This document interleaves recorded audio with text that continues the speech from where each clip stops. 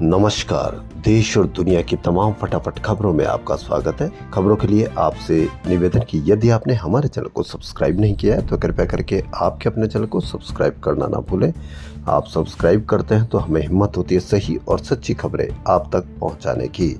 तो क्या है आज की बड़ी खबर? जी हाँ, भारतीय मीडिया किस तरह की खबरें आपको दिखाता है, यह एक हास्यास्पद तो लगता ही और कई बार हमारे मीडिया की मजाक भी बनती है। पूरी दुनिया ट्रम्प के टैरिफ लगाने से परेशान है, हैरान है और यहाँ तक कि पूरी दुनिया कहने जा रही कि आर्थिक मंदी आ सकती है या बड़ा झटका लग सकता है। चीन ने कहा कि ट्रम्प टैरिफ लगातार दादागिरी कर रहे हैं, लेकिन इस वार में कोई भी विजेता नहीं होगा, ये हार की ओर ही ले जाएगा। यह है चीन का कहना। वहीं फ्रांस ने अमेरिका में निवेश रोका, यानी पूरी दुनिया में हलचल है। लेकिन भारत किस तरह की खबरें दिखाता है? फार्मा और इलेक्ट्रॉनिक्स में हमें 2 लाख करोड़ रुपए का लाभ होगा। पूरी दुनिया चिंतित है, लेकिन हम आपदा में अवसर, जी हाँ, हम आपदा में भी अवसर साबित करने की कोशिश करते हैं। भारत पर 27% टैक्स लगेगा, तो हम तुलना किसी दूसरे देशों की कर रहे हैं कि उस पर कितना टैक्स लगाया गया है। दूसरे देशों की ये तुलना नहीं की जाएगी कि वहाँ निर्यात आयात में कितना फर्क है, कितना वह प्रॉफिट में है, लेकिन हम दूसरे देशों की तुलना करके हम हमारे देश की जनता को ही किस तरह से हम हमारी खबरों को पेश करते हैं, इसी का नतीजा है कि हम भारत में प्रेस की आज़ादी पर कौन से नंबर पर चल रहे हैं। डे बाय डे हम नंबरों पर खिसकते जा रहे हैं, लेकिन हम आपदा में भी अवसर देखने का प्रयास करते हैं। खुद तो देखते ही और हमारी जनता को भी, भोली भाली जनता को भी हम इस तरह से बहकाने का, भटकाने का प्रयास करते हैं।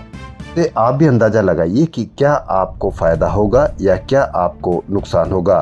ट्रम्प टैरिफ से ग्लोबल मार्केट में काफी गिरावट दर्ज की गई, कई बाजारों में गिरावट हुई, लेकिन सेंसेक्स, खबरें लिखी है, सेंसेक्स मात्र 322 अंक गिरा, जबकि निफ्टी में 82 अंकों की ही गिरावट आई।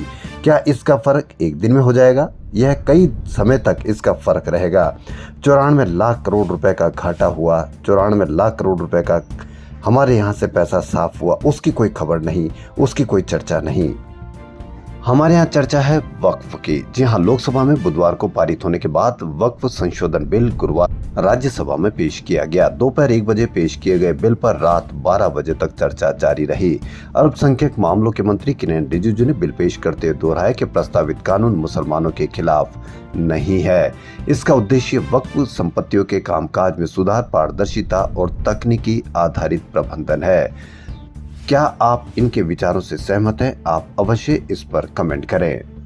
वहीं कांग्रेस अध्यक्ष मल्लिकार्जुन खड़गे ने कहा कि आप झगड़े का बीज डाल रहे हैं। इसमें 2 गैर मुस्लिम सदस्यों को शामिल करने का प्रावधान है, लेकिन क्या आप तिरुपति ट्रस्ट में किसी मुस्लिम व्यक्ति को रखेंगे? वहीं कांग्रेस नेता अभिषेक मनु सिंघवी ने कहा कि संविधान ने जो दिया है यह उसे छीनने की कोशिश है। ये कानून नहीं, कानूनी भाषा में लिपटी हुई मनमानी है। पीपीएफ खातों में नॉमिनी अपडेट करने पर अब शुल्क नहीं लगेगा। वित्त मंत्रालय ने government savings promotion general rules 2018 में बदलाव कर दिया है। यह आदेश 2 अप्रैल से लागू हो गया है। वहीं व्हाट्सएप पर फेसबुक और इंस्टा की तरह अब आप रील्स भी देख सकेंगे। यह फीचर एंड्रॉइड और iOS दोनों ही प्लेटफॉर्म पर है। मेटा आइकॉन पर क्लिक करने के बाद एक नया पेज और यूजर इंटरफेस देखने को मिलेगा। पीएफ से ऑनलाइन निकासी के लिए आवेदन करने वाले सदस्यों को कैंसल्ड चेक का फोटो अपलोड करने की अब जरूरत नहीं है।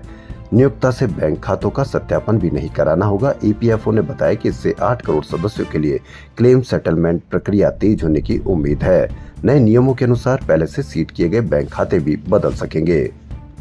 प्रधानमंत्री नरेंद्र मोदी 6ठे बिम्स्टेक शिखर सम्मेलन के लिए 2 दिन की थाईलैंड यात्रा पर गुरुवार को बैंकॉक पहुंचे। थाईलैंड की पीएम ने मोदी को द वर्ल्ड त्रिपिटिक सज्जा फोनेटिक एडिशन उपहार में दिया। त्रिपिटिक भगवान बुद्ध की शिक्षाओं का प्रतिष्ठित संकलन है। इस 108 वॉल्यूम है। ये बौद्ध धर्म का अहम धर्म ग्रंथ है।